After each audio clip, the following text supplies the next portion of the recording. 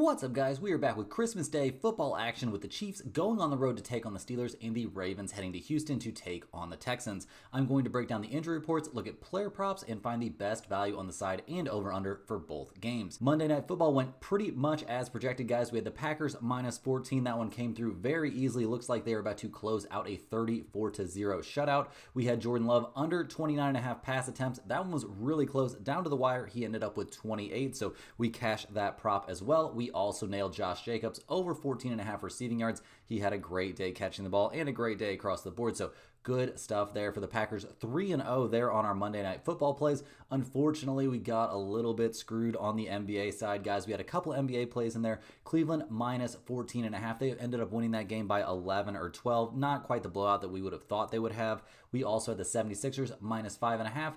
They managed to mess around and win that game by only 5 points. So kind of a devastating loss there on the 76ers for sure, but a 3-2 night, we're not going to cry too much, and sweeping Monday Night Football definitely feels good. Before you dive in, guys, smash that like button. It's good luck and shows support for the channel and all the hard work we're putting in every single day. Subscribe to the channel so you don't miss out on our daily content. You can now also sign up for a channel membership by clicking the little join button right below the video.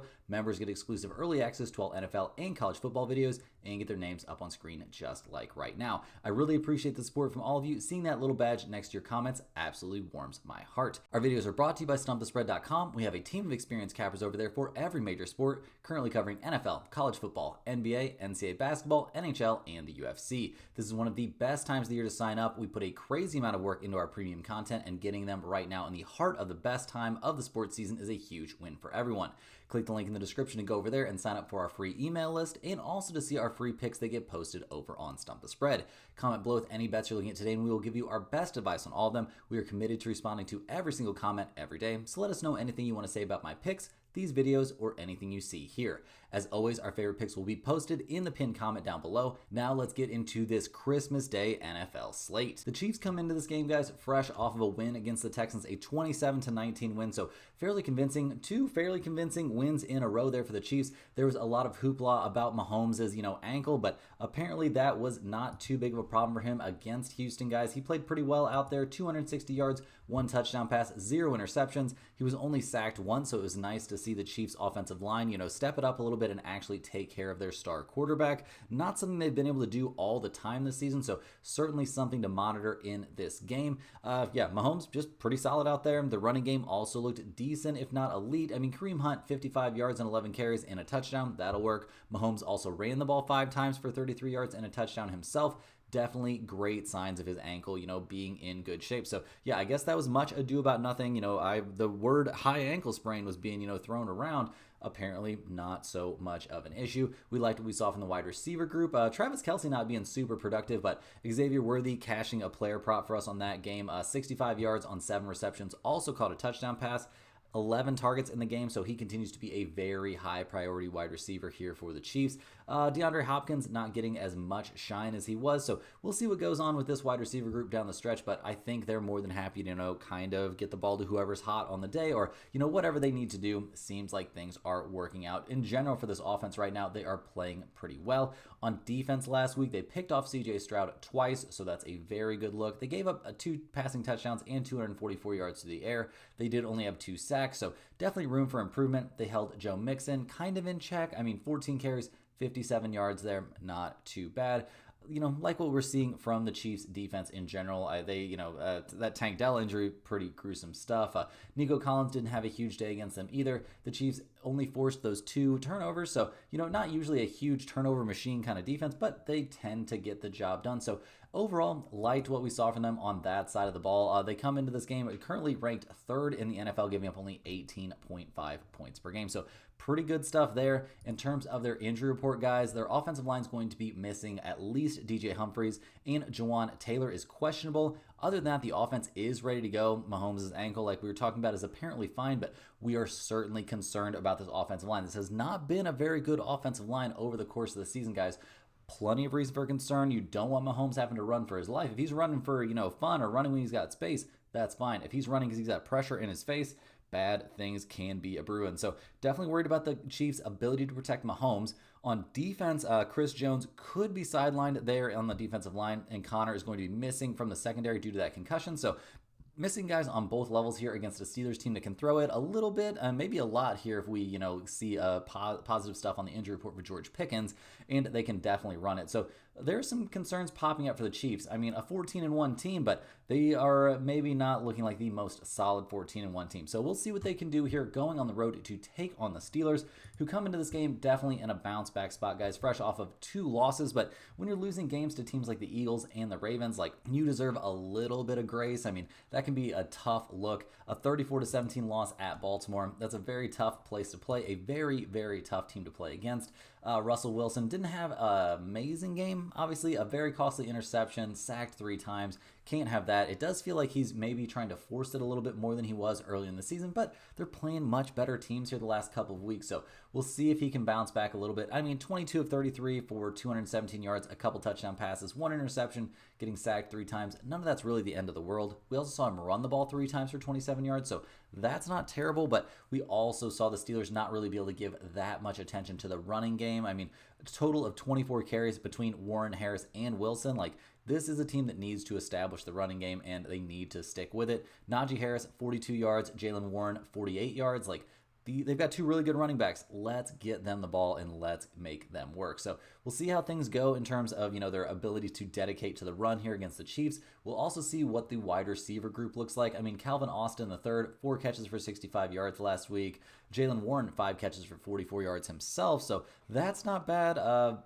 They just don't have they don't have any very good pass catching options when George Pickens is out. So we'll be looking at his injury status. There's a chance he'll be back for this game. So we'll see. That could make a big, big difference here. On defense, not a good day there for the Steelers. They couldn't stop Derrick Henry. 24 carries, 162 yards for him.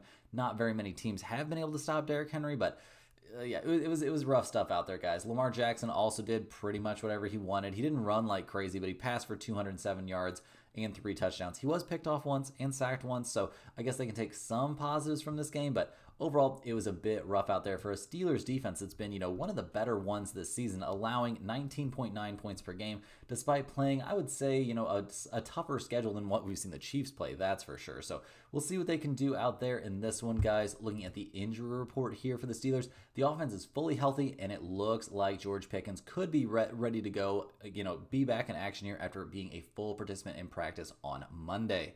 The defense is looking very healthy as well, the only exception being Joey Porter Jr. at cornerback. He's dealing with a knee injury, and coming back this quick, on a very short week could be rough, but there's a chance he plays in this game as well. So very positive things in terms of injury news coming out of the Steelers this week. It's looking like, all arrows are pointed up for this team in terms of their health.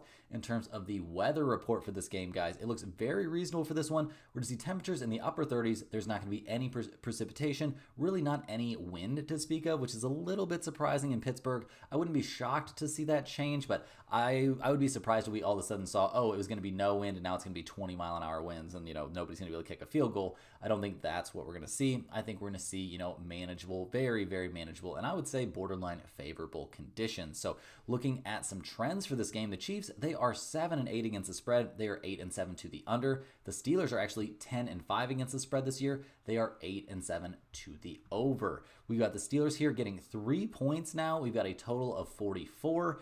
Guys, I'm leaning towards the Steelers at home getting points here in a big bounce back spot. I think the Chiefs are overvalued just because of who they are, because of all the money the books know is going to come in on them. Like, go ahead and give me the Steelers. The books maybe are begging a little bit for Steelers money, but I think Pittsburgh definitely in a big bounce back spot. They're a better team than the Chiefs are used to playing. I mean, when was the last time the Chiefs played a team as good as the Steelers? I would say you'd have to go back to when they lost to the Bills, maybe when they beat the Buccaneers, but I think the Steelers are a better team than the Buccaneers. Like, Kansas City just hasn't played a very tough schedule, and I think they're going to have a very rough time here going on the road to take on the Steelers. So in terms of that total of 44, like I've been saying the last couple videos, guys, total plays hate me right now. So probably want to go the opposite of whatever I take here on this over-under, but I do think this is probably a game we're going to see be relatively low scoring with both teams trying to run the ball and stuff like that. So I'm leaning a bit towards the under, but the over-under not going to be a play for me on this one. My main play is going to be the Steelers here getting 3 points. Now, guys, let's jump over and look at some player props for this game. First up, I like Xavier Worthy here over 44.5 receiving yards at minus 120. He's been over that number in 4 out of the last 5 weeks. He had 11 targets in each of the last 2 weeks. It seems relatively clear at this point that he's kind of the wide receiver one for this team. Not just in name, not just being listed at wide receiver one, but really is the guy that Mahomes trusts the most and is targeting the most. So definitely think we see Xavier Worthy have another good day. You could maybe even take him to score a touchdown if you were that really super high on him, but I think just taking him over 44.5 receiving yards should be a very safe play. I also think you want to take a look at Russell Wilson here, under 30.5 passing attempts at minus 105. He's been under that number in 3 out of the last 5 weeks. I think this could be a relatively slow game with a good amount of running taking place by both teams, or at least I think that would be their goal, coming in here. So we'll see if that actually happens. But regardless, even if it's a game that, maybe necessitates a little bit more passing, like Pittsburgh is going to want to take the ball out of Russell Wilson's hands as much as they can now, especially since, he's been showing he can throw some interceptions recently. So I think this is a very good spot to take him under on his passing attempts, and minus 105 is a very good price. I also like Pachenko here, under 39.5 rushing yards at plus 105. He's been under that number the last 2 weeks. The Steelers are a very good defense. I know they're coming off, giving up a ton of yards to Derrick Henry, so I wouldn't blame you for not liking this play if you wanted to stay away from this one, albeit no problem there, but I do think it's worth a look. I do think the Chiefs are probably going to struggle to run the ball a little bit, and they're more than willing to give it to Kareem Hunt, which obviously, limits the, the upside there, Pachenko. So yeah, I like his under a little bit. And last but not least, guys, I like Noah Gray here over 1.5 receptions at minus 125. He caught his only target last week. He normally gets 4+ targets. He's been over that number of catches. He's had 2 or more catches in 4 out of the last 5 weeks. I think we comfortably see him catch a couple balls in this game. I don't think that's too crazy at all. I don't think they're going to be looking away from him or anything like that. Go ahead and give me Noah Gray to come up with a couple catches in this game. Now, guys, let's go ahead and hop over to our other game of the day. 2 games here on Christmas Day. I'm going to be busy doing a lot of family stuff. Hopefully the Netflix streams hold up, but we are going to be trying to watch these games as much as we possibly can. We've got the Baltimore Ravens going on the road to take on the Houston Texans in our afternoon game. Baltimore comes into this one 10-5 on the season. They're fresh off of that 34-17 win there over the Steelers. That one had to feel pretty good, guys. Definitely a very key win for them to get there in the AFC North. They're now tied. Both teams, Pittsburgh and Baltimore, are 10-5. So we'll see what each team can do in their last couple games of the season. Not looking too tough there for Baltimore, guys. They're facing the Texans and the Browns, games that they will certainly be favored in both of. So we'll see what they can do in this one against the Steelers last week. It was clear sailing there from Lamar. 207 yards passing, 3 touchdowns, only 1 interception. He was sacked once. He had a good day. Didn't even have to run that much. He did run 9 times for only 22 yards, but wasn't really forced to run a crazy amount. We saw Derrick Henry look very good. 24 carries, 162 yards. He is still clearly capable of those massive, massive days, even against pretty good teams. So loving what we're seeing from the Baltimore, offense. That's what we want to see. You want to see Lamar Jackson look good. You want to see Derrick Henry look good. And it doesn't really matter what everybody else does. This offense is going to have a pretty good time out there. So loved what we saw there. Zay Flowers had a pretty big day, guys. 100 receiving yards. He caught a 49-yard pass. That's a big deal. Caught 5 out of 8 targets. So maybe a little inefficient, but overall, really, really liked what we saw from this offense. So they're hoping they can carry that over for sure. On defense, giving up only 17 points against the Steelers is also a pretty good look. They didn't stop the running attack of the Steelers, but they at least slowed it down, and that's a good sign here going up against a Texans team. More than happy to hand the ball off to Joe Mixon if things are going well. They limited Russell Wilson pretty severely. That 1 interception, sacked him 3 times, so that's a good look. Only 217 yards through the air. They didn't let any of the Pittsburgh wide receivers go particularly nuts. They also forced a fumble there from Russell Wilson. A pretty good day to force 2 turnovers, only allow 17 points. That is a very good day for this Baltimore Ravens defense that continues to get better as the season goes on, guys. They're up to 19th in the NFL, giving up 23.3 points per game. They've given up 17, 14, 24, 23, and 18 points over the last few weeks. There's not a whole lot wrong with that. That is pretty solid production. And when you've got an offense like Baltimore has, that is going to put you in a position to win the vast majority of the time. So loving what we're seeing from the Ravens, really, in terms of their injury report. The offense is looking pretty banged up. Flowers didn't practice on Monday with that shoulder issue. Nelson Aguilar also possibly out with his concussion. He didn't practice on Monday either. That doesn't mean these guys aren't going to play for sure. Keep an eye on that injury report. There's a chance they end up suiting up, but we just really don't know for sure if that's going to happen. The Ravens also have a couple guys in the offensive line that are questionable. We don't have much clarity on whether or not they're going to be able to go for this game. I would say the chances are at least one of them, maybe both of them will end up playing, which would obviously be a big boost. You don't want to have your offensive line messed up when one of your main goals is to run the ball successfully. So I think they'll probably be okay. But right now, guys, the offense is looking a little banged up. So keep an eye on that injury report for sure. On defense, Baltimore is very healthy. And while this unit hasn't been great, like I've been saying over the course of the season, their last few games have looked much, much better. They're clearly a unit that's improving as the season goes on. And that's really all you can ask for. Like, you come in, you're struggling at the beginning of the season, like, okay, cool, that's not great. But if you are getting better week over week and, even having good performances against good teams, that is a great, great sign. Like, this Ravens team is going to be measured by what kind of success they can have in the playoffs. And yeah, I think their defense is definitely headed in the right direction. We'll see what they can do here going on the road to take on the Houston Texans, who are 9-6 on the season. They're obviously, easily in control there in the AFC South, but they are coming off of a 27-19 loss there at Kansas City. Obviously, playing at Arrowhead, not the easiest thing to do. Also, seeing one of your guys, seeing Tank Dell go down with that injury is not a good look at all. CJ Stroud, a kind of rough day, 2 interceptions, also 2 touchdowns. Usually somebody who plays better at home than on the road, although that hasn't 100% held true this season, so we'll see what he can do. He got sacked twice. 244 passing yards isn't amazing for a guy that we expected to enter the stratosphere of elite NFL quarterbacks this season.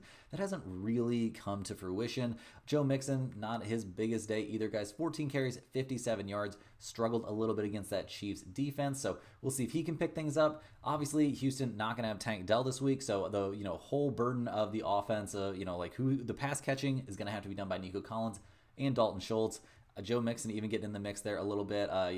We'll see what happens in this one, but definitely not looking ideal there for the Texans last week against the Chiefs. It wasn't a huge day for them, and 19 points isn't a number that's usually going to get a team like Houston the win. The defense didn't look amazing, gave up 27 points to the Chiefs. Couldn't really stop the run, couldn't fully contain Mahomes. I mean, he had 260 passing yards, no interceptions, only sacked 1 time.